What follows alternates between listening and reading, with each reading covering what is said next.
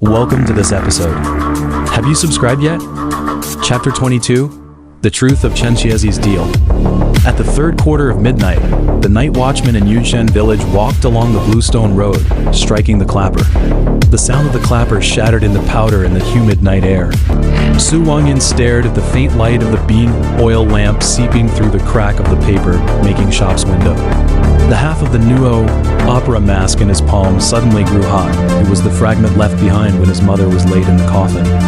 Half a human tooth was still embedded in the eye socket, and the root of the tooth was stained with the red sand from the bottom of the river that had not melted for years. The moment the wooden door creaked open, a mixed smell of rotten wood and pagoda wood incense rushed towards him. The cuffs of Chen Xiazi's shroud were dripping with water, not rainwater, but pagoda wood chips mixed with river sand. Each drop landed on the ground with a fine, rustling sound like countless little ghosts gnawing at the moonlight. His left eye patch was of an irregular shape, with a faint blue glow seeping from the edge. It was the unique color of the river god's vein, which Su Wangyan had seen in his mother's diary. When the blue pupils appear, the river god weeps, and 1,000 hands will be opened. Come in. If it's any later, the paper figure will dissipate. Chen Xiazi's voice was like cotton paper soaked in water, with each word showing signs of falling apart. When he turned around, a tear appeared in the back of his shroud, revealing wood like patterns under the skin. The pagoda tree root-shaped scar on the back of his neck was slowly wriggling, spreading towards his shoulder blades like a living thing. Exactly the same as the scar on the back of the village head, Lin Wanchen's neck. Inside the house, there were 3 miniature pagoda wood coffins used as lampstands. The green lamps flickered in the gaps of the coffin lids, casting the shadows of paper figures on the wall, making them look menacing. All the paper figures were in a form with missing eyes, and yellow talismans with the words Su Wangyan pasted on their chests. When Chen Xiazi's walking stick knocked over the pile of paper figures in the corner, the finger of one paper figure suddenly moved, and half of a yellowed theater ticket slipped out of its sleeve. The date on it was the Dragon Boat Festival in 1993, the day Su Wangyan was born. On the autumnal equinox in 1937, 3 days before the mountain ghost's wedding, Chen Xiazi took out a silver hip flask. The body of the flask was engraved with a topographic map of Yinshan. The trend of the mountains actually coincided with the outline of the amputated arm of the 1,000-hand corpse god. When the wine was poured, it made a sticky, gurgling sound and congealed into a blood-red color in the copper cup. Lin Wanshan knelt under the mountain god pagoda tree. The human face pattern on the pagoda tree, Bart shed tears for the first time. He said that Yunyang was just over 1 year old and couldn't withstand the pagoda wood piercing her soul. Chen Xiazi suddenly laughed, and the laughter was mixed with the crisp sound of wood chips breaking. But he didn't say that he had long calculated that your mother was pregnant. Su Wangyan's temples throbbed violently. The torn pages from his mother's diary surged in his mind. In August 1937, Brother Wanshan said that Yunyang's birth date xiangchong with the river god stealing. But my belly ... He stared at the copper cup in Chen Xiazi's hand. The surface of the blood-colored wine reflected the mountain god pagoda tree in 1937. Kneeling under the tree was his mother, Su Xunyang, a young woman, holding Lin Yunyang in swaddling clothes in her arms, but her abdomen was bulging high. But he clearly remembered that Lin Yunyang was 2 years older than him. Your mother was carrying a single fetus. Chen Xiazi took off his left eye patch. A silver bracelet was embedded in the eye socket. The surface of the bracelet reflected the volume of the stone coffin at the bottom of the river. Su Xunyang's red wedding dress was floating in the water, and her abdomen was wrapped with blood-colored incantations, each corresponding to the eye socket of the Nuo opera mask. 7 days before the sacrifice, Lin Wanshan forced her to use the soul division technique to inject half of your soul into Yunyang's body. From then on, the two of you were like 2 pagoda wood nails nailed to the river god's vein, sharing one wisp of living soul in the same book of life and death. The silver bracelet suddenly buzzed, and the reflection on the water surface distorted violently, turning into the Nuo opera stage in 1937. Su Xunyang was wearing the 19th mask, with her own teeth embedded in the eye sockets of the mask. With each step she took, a blood-stained opening burst on her abdomen. Blood droplets splashed onto the mountain god pagoda tree, burning the character's twin fiends onto the bark. In the shadows, Lin Wanchen was holding a carving knife, and engraved on the blade was exactly the ligneous birthmark on Su Wanyan's left ring finger. She could have escaped. Chen Xiazi's voice was as light as a paper boat of a river lantern, dampened by the waves of the Yinshui River. But Lin Wanchen said that only the twin fiends could stabilize the river god's vein. The moment you were born, Yunyang's life, fate added half a wisp of soul, and you ... He pointed to Su Wanyan's left hand. The birthmark on the ring finger had spread to the palm, and tiny pagoda wood chips oozed from between the wood patterns. From the moment the umbilical cord was cut, you were a living coffin containing half a wisp of soul, waiting to be placed in the 20th stone coffin. A dull sound of stone coffins colliding came from outside the window. 19 stone coffins from the bottom of the river broke through the water. The eye sockets of the Nuo opera masks on the inner side of the coffin lids glowed red, like 19 bloodshot eyes, all turning towards the paper-making shop. Xiazi coughed violently, and what he spat out was not blood, but pagoda wood fragments soaked for 30 years. Each piece was engraved with a blurred human face, the souls of the sacrifices devoured by the mountain, god pagoda tree. The tomb keepers of Luo men have cut their fingers and engraved incantations from generation to generation.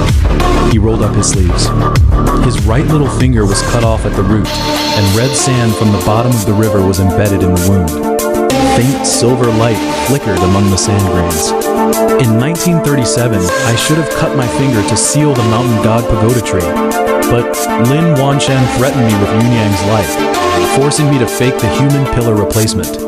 These paper figures with missing eyes, ... double quotes. He kicked over the pile of paper figures, and the yellow talismans fluttered down, each with Su Wangyan written on it in different years. 1943, 1953, 1963. All the people who should have been laid in the coffin, I stole their living souls with the soul's summoning technique, including you in 1993. Su Wanyan remembered the strange illness he had at the age of 10. He had dreamed for 7 consecutive days that he was lying in a stone coffin with the 20th human pillar engraved on the inner side of the coffin lid. At this moment, he finally understood that the words in his mother's diary, for the twin fiends, one inherits the divine vein, and one carries the fierce soul, meant that he carried the left eye remnant soul of the thousand-hand corpse god, while what was in Lin Yunyang's body was the right eye remnant soul. Chen Xiazi walked to the workbench. The carving knife fell on the pagoda wood board, and as the wood chips flew, 2 overlapping coffin-shaped patterns gradually became clear, with the birthmark of the twin fiends embedded in the middle, exactly the ancient symbol at the bottom of the river god stele. The coffin-shaped birthmark on the back of Yunyang's neck is the anchor point of the river god's vein. Chen Xiazi stuffed the board into Su Wangyan's hand. The surface of the board still carried body heat but exuded the coolness of a corpse. Every time there's a river god sacrifice, her soul will be dragged into the stone coffin. So the Lin Yunyang you've seen these years is actually an empty shell controlled by the river god's vein. Until you return to Yinshan, the half-wisp of soul in her body was awakened. The Yinshui River suddenly boiled. The sound of bubbles bursting was like countless people crying underwater. Chen Xiazi's body began to become transparent, revealing a paper figure skeleton under his shroud. His joints were wrapped with the hair of Su Wangyan's mother, Su Xunyang, and each strand was braided with a tiny soul, summoning incantation. He pointed to the silver bracelet in Su Wangyan's pocket. The small characters on the inner circle of the bracelet became visible in the faint light. Wangyan and Yunyang, same soul in different bodies. Destroy one, and the twin fiends will perish. I should have died in 1937. The paper figure skeleton of Chen Xiazi made a clicking sound of shattering. These 30 30 years, I've just been a fake tomb keeper made with the hair of your mother as a guide." His voice became more and more distant, as if he was sinking to the bottom of the river. "Go to Qian region and find the people of Luomen. They will tell you the right hand amputated limb of the 1,000 hands is hidden in the soul swallowing bamboo hat of the corpse. Driver, ... Before he finished speaking, the paper figure body collapsed with a crash. The shroud piled up emptily on the ground, and only the silver bracelet from the left eye rolled to Su Wanyan's feet. The moment he picked up the silver bracelet, the cry of a woman came from the bottom of the river, mixed with the tune of the coffin sinking song, clearly calling Wang Yin. It was his mother's voice, carrying the smell of river water for 30 years. Outside the window, the 19 stone coffins were approaching each other. The coffin lids formed a huge 1,000-hand pattern. The 20th stone coffin in the center slowly rose. Inside the coffin lay a paper figure in a red wedding dress, with a face exactly like Su Wanyan's. The birthmark on the left ring finger was particularly eye-catching. The paper figure suddenly turned its head, and what flowed out of the eye sockets was not blood, but the blue light of the river, God's vein, forming two big characters on the water surface. Return to position. Su Wangyan tightly held the board in his hand. The twin fiend symbol burned his palm. He finally understood that Chen Xiazi's soul summoning technique for 30 years was not for protection, but for waiting for the twin fiends to return to their positions, waiting for the left and right eyes of the 1,000-hand corpse god to open again. The green lamp in the corner went out with a poof. In the darkness, the faint light of the silver bracelet revealed a shocking scene. Next to Chen Xiazi's paper figure skeleton, a small coffin somehow appeared. Engraved on the coffin lid was Lin Yunyang, the 20th human pillar. Inside the coffin lay half of a Nuo opera mask, and embedded in the eye socket was exactly the wisdom tooth he had lost 10 years ago. The waves of the Yinshui River slapped against the riverbank. The screams of the villagers came from afar, mixed with the loud noise of stone coffins colliding. Su Wanyan looked at the 1,000-hand pattern outside the window and suddenly found that on the edge of each coffin lid, Su Wangyan and Lin Yunyang of different years were engraved 1937, 1967, 1997... It turned out that the curse of the twin fiends had long laid countless foreshadows in the long river of time, waiting for every 10-year river god sacrifice to harvest a new generation of sacrifices.